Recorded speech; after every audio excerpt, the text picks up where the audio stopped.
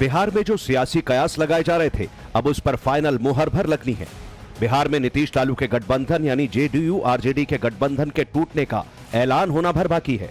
खबर तो यहां तक है कि अगली सरकार को लेकर फॉर्मूला भी सेट हो चुका है। कहा जा रहा है कि नीतीश कुमार रविवार सुबह 10 बजे राज्यपाल को अपना इस्तीफा सौंपेंगे। साथ ही वो नई सरकार बनाने का दावा भी पेश करेंगे। कहा यह भी जा रहा है कि रविवार शाम को ही नीतीश कुमार फिर से सीएम पद की शपथ ले सकते हैं। अगर नीतीश फिर से मुख्यमंत्री बनते हैं तो वो 9वीं बार बिहार के सीएम के तौर पर शपथ लेंगे। ये तेजस्वी यादव का आवास है और यहाँ पर मेन गेट पर आप देखेंगे लिखा हुआ है उप मुख्यमंत्री आवासीय कार्यालय 5 देश रत्न मार्ग। लेकिन ये बोर्ड कितने घंटे और यहाँ पर टिका रहेगा ये कहना मुश्किल है, क्योंकि कहा जा रहा है कि कल सुबह 10 बजे नीतीश कुमार इस्तीफा भी देंगे और शाम 4 बजे वो शपथ भी ले लेंगे। एनडीए के साथ चले जाएंगे और फिर से सरकार बना लेंगे एनडीए के साथ। इसीलिए अब यह माना जा रहा है कि नीतीश कुमार तीसरी बार लालू यादव को गच्चा देने जा रहे हैं। तेजस्वी को सीएम बनाने के लालू के सपने को तोड़ रहे हैं तो सोशल मीडिया पर नीतीश के पेट में दांत वाला लोकसभा में दिया लालू का बयान तेजी से वायरल हो रहा है। हमारे मुंह में सीधे 32 दांत है, उनके पेट में नीतीश के दांत है जो वहां चले गए। पेट में दांत, पेट वाला दांत बड़ा खतरनाक होता है। सोशल मीडिया साइट्स पर यह वीडियो लोग खूब शेयर कर रहे हैं, क्योंकि पहले भी नीतीश कुमार बारी बारी से बीजेपी और लालू प्रसाद की आरजेडी को सरकार बनाने के लिए इस्तेमाल कर चुके हैं। हर बार सपोर्ट बदला, लेकिन सत्ता के सेंटर पॉइंट में नीतीश कुमार ही रहे। और इस बीच कहा जा रहा है कि नीतीश कुमार लालू यादव के फोन कॉल्स को पिक ही नहीं कर रहे। सूत्रों के मुताबिक लालू यादव ने नीतीश को बैक टू बैक 5 बार कॉल किया, मगर नीतीश कुमार ने बात करने से इनकार कर दिया। लालू यादव ने लैंडलाइन से भी सीएम हाउस फोन मिलाया, लेकिन नीतीश फोन पर नहीं आए। मीडिया में चल रही खबरें और दिल्ली में बीजेपी की एक्टिविटी को देखकर लालू यादव नीतीश कुमार से बात करना चाह रहे थे। बताया जा रहा है कि शुक्रवार शाम लालू यादव ने एक के बाद एक 5 कॉल नीतीश कुमार को किए, लेकिन नीतीश कुमार फोन पर नहीं आए।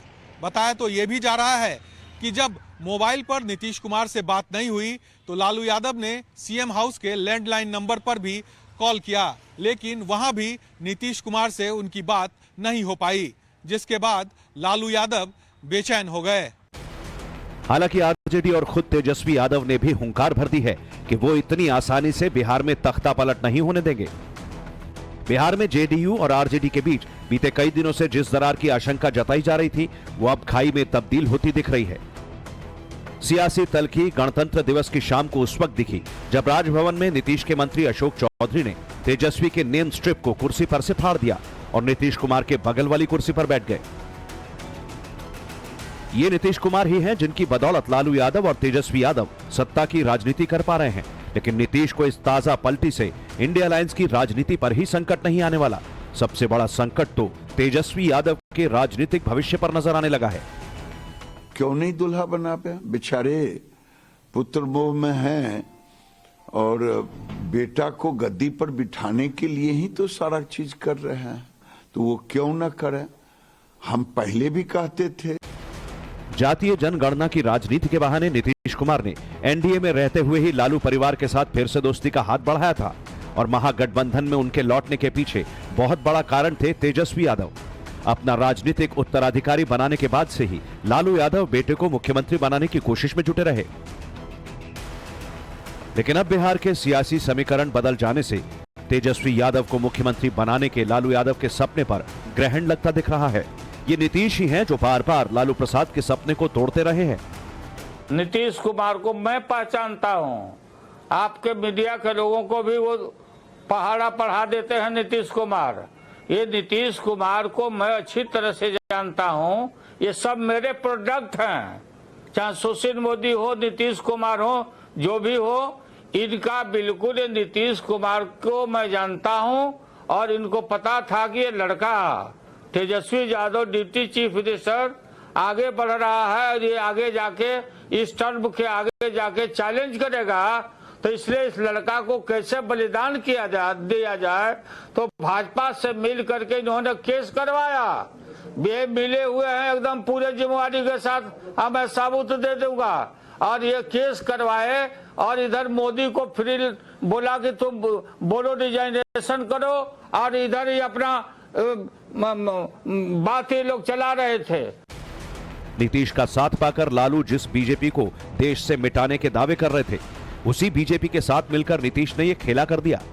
लेकिन आखिर बीजेपी की क्या मजबूरी है कि वो नीतीश को साथ लाने के लिए इतनी बेचैन है? आइए वो भी जान लेते हैं। सबसे पहले 2 पॉइंट में समझिए कि नीतीश कुमार के लिए बीजेपी के दरवाजे क्यों खुले। पहला, बीजेपी चुनाव से पहले इंडी गठबंधन को खत्म करना चाहती है। विपक्ष के बिखरे कुनबे को इंडी अलायंस के मंच पर लाने का श्रेय नीतीश कुमार को जाता है। नीतीश कुमार देश भर की 400 लोकसभा सीटों पर बीजेपी के खिलाफ 1 वर्सेस 1 कैंडिडेट उतारने के फॉर्मूले पर काम कर रहे थे।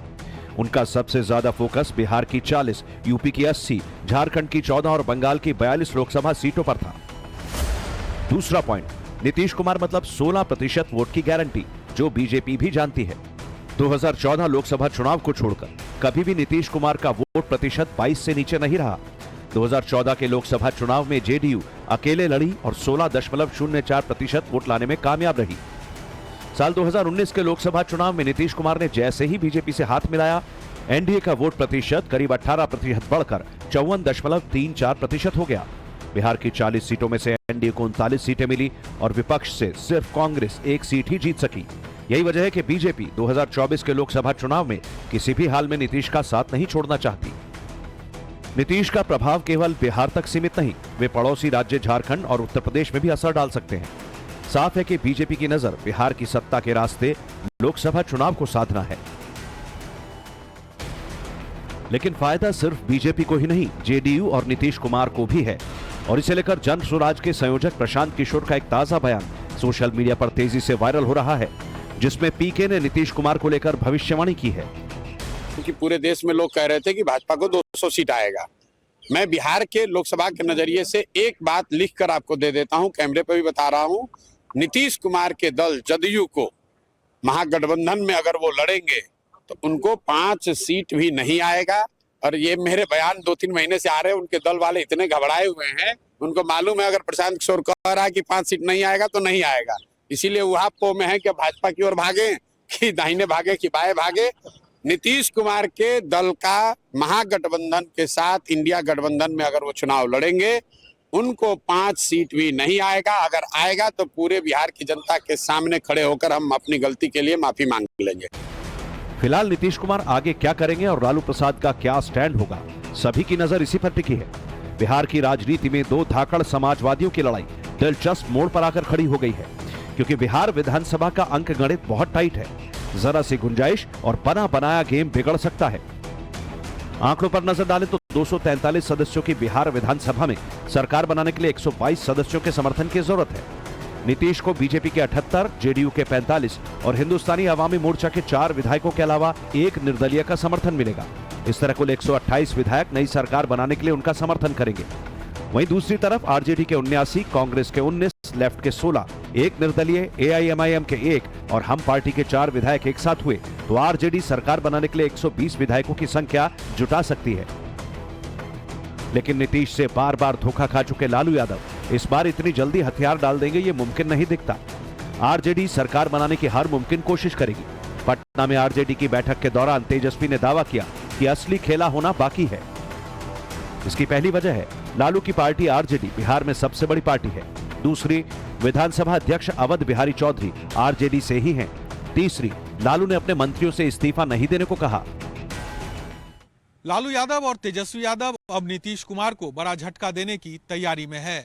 आरजेडी को यह पता है कि संख्या बल के आधार पर वो नीतीश कुमार को सरकार बनाने से नहीं रोक सकती है। इसलिए लालू यादव अब विधानसभा में बड़ा खेल करने की तैयारी में जुटे हैं। दरअसल महागठबंधन की सरकार अगर गिरती है तो लालू यादव या यूं कहे कि आरजेडी के तरफ से किसी दलित चेहरे को मुख्यमंत्री के तौर पर आगे किया जा सकता है और इसे लेकर कांग्रेस वामपंथी पार्टियों के साथ साथ अपने विधायकों की राज्यपाल के साथ आरजेडी परेड भी करा सकती है। नीतीश को घेरने के लिए चक्रव्यूह बनाने में जुटे लालू कैसे खेला कर सकते हैं वो ऐसे समझिए। लालू हिंदुस्तान अवाम मोर्चा के संरक्षक जीतन राम मांझी को अपने पाले में ले आए।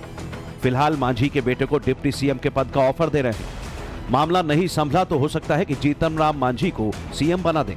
इससे एक तीर से 2 शिकार हो जाएंगे। पहला, एनडीए की सरकार बनने से रुक सकती है। दूसरा, मुस्लिम यादव समीकरण में एक और वोट बैंक जुड़ जाएगा। बिहार के सियासी घमासान में जीतन राम मांझी सियासी हॉटकेक बने हुए हैं। जानकारी के मुताबिक आरजेडी और कांग्रेस नेताओं ने मांझी को सीधे तौर पर बिहार के मुख्यमंत्री पद का ऑफर दे दिया है। सूत्रों के मुताबिक मांझी को मनाने के लिए राहुल गांधी समेत कई बड़े नेताओं ने उनसे बात की, लेकिन इस ऑफर पर मांझी ने अब तक अपने पत्ते नहीं खोले।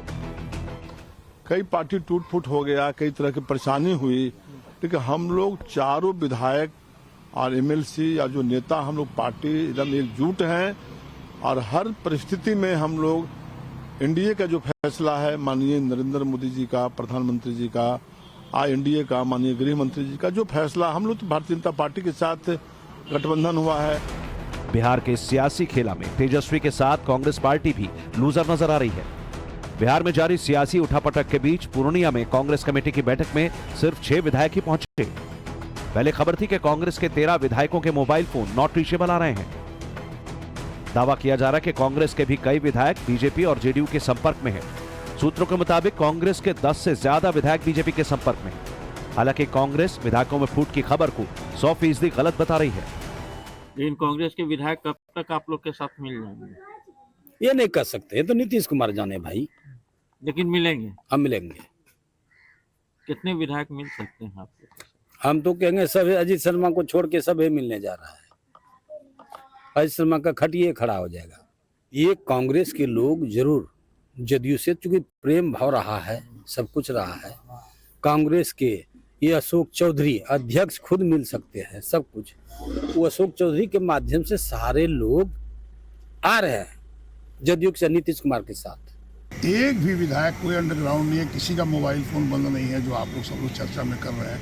कांग्रेस पार्टी की जो विचारधारा है, भारतवर्ष को आज़ाद कराने से लेके आज़ाद कराने में अंग्रेजों को देश से भगाया और अब बेईमानों को जो केंद्र में सरकार बैठी है उसको हटाना है 2024 में। अगर कांग्रेस के कुल 19 विधायकों में से 10 टूट गए तो बहुमत का 122 वाला आंकड़ा महागठबंधन से काफी दूर हो जाएगा। लिहाजा शहमात के इस खेल में आरजेडी भी खुलकर खेल रही है। आरजेडी का गेम प्लान है कि नीतीश कुमार जब विधानसभा में विश्वास प्रस्ताव लेकर आए तो वो कम से कम जेडीयू के 16 विधायकों से क्रॉस वोटिंग या उन्हें एब्सेंट करवा दें या उनसे इस्तीफा दिलवा दें। इससे विधानसभा का संख्या बल 243 से घटकर 227 पर आ जाएगा और नीतीश की हार हो जाएगी। चूंकि महागठबंधन में 114 विधायक हैं, तो नीतीश कुमार की सरकार जाने के बाद तेजस्वी यादव सरकार बना सकते हैं।